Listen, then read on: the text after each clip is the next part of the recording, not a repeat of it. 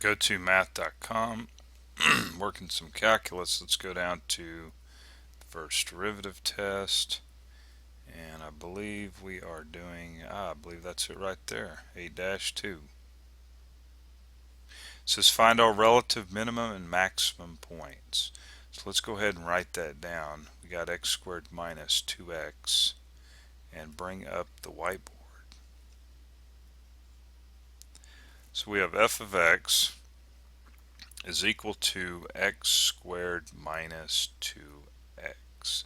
So the first thing we want to do is go ahead and take the derivative. We're looking for that critical number, or numbers I should say, 2x minus 2. We want to go ahead and set that equal to 0. I'll plug c in for x since I can remember this time.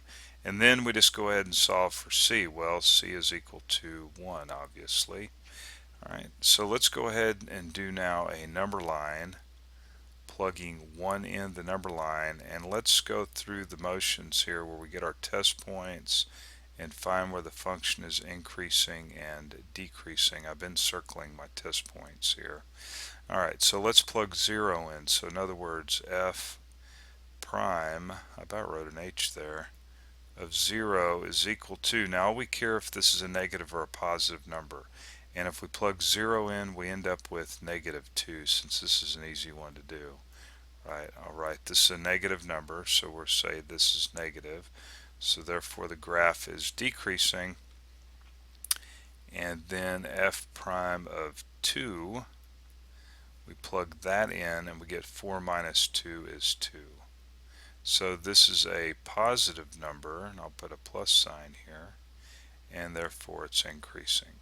So since it's decreasing at 1 and then starts to increase as you get larger than 1, right, we can say that this is going to be a minimum.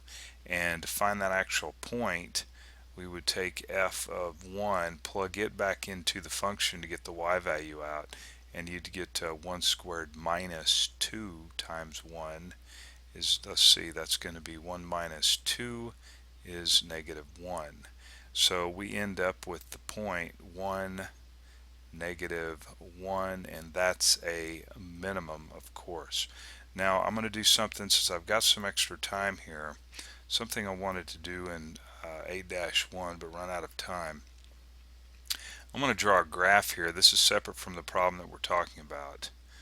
Let's say, and of course you're going to see this in the next problem, I think it is, or coming up. Okay, so if we're on the interval between -infinity and infinity, in other words, this is the domain of the function, okay, our function f of x.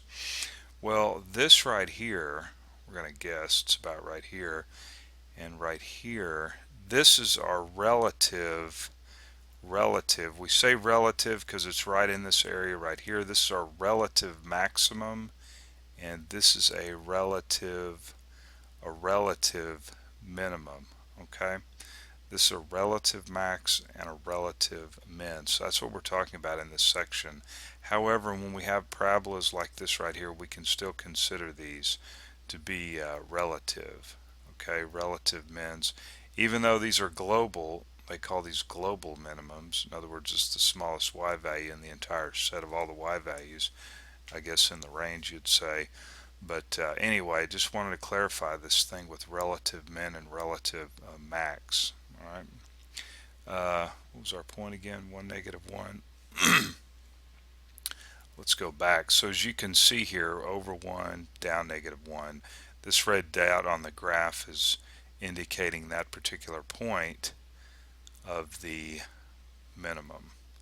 Right, so let's click answer. Let's make sure that's all correct. And relative min 1, -1. Alright, looks good. Okay, so that's 8-2. Alright, we'll come on back to go2math.com and practice those, and I might see you there.